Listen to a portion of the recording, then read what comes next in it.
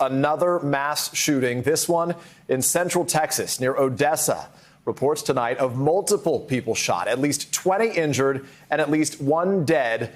Reports that at least one suspect was shooting random people along the highway there. Officials tonight are urging people to stay inside and to lock their doors. NBC's Ron Allen is joining us now. Ron, what more do we know? Well, Peter, we're just hearing that one active shooter was shot and killed at a Synergy, which is a movie theater there in the Odessa area. This is a breaking and developing story, a very disturbing situation that started about an hour and a half or so ago near Midland and Odessa, Texas, two cities in West Texas that are about 20 miles apart. Each has about 100,000 people or so. We've been reading these Facebook posts from various town officials there, from the police department in Midland, for example.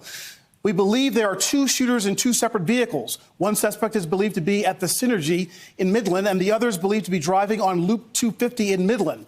The two vehicles in question are gold, white, small Toyota truck and a U.S. postal van, which we believe may have been hijacked.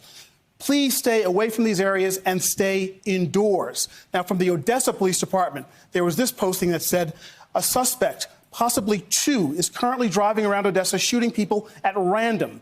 At this time, there are multiple gunshot victims. The suspect just hijacked a U.S. mail carrier truck and was last seen in the area of 38th and Walnut. Everyone is encouraged to get off the road and use extreme caution. All law enforcement is currently searching for the suspect.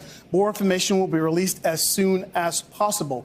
We understand that a nearby campus at the University of Texas has also been on lockdown. We are also told that President Trump has been briefed and is monitoring events at the White House. But again, the latest, one confirmed dead, as many as 20 people injured in a still developing situation.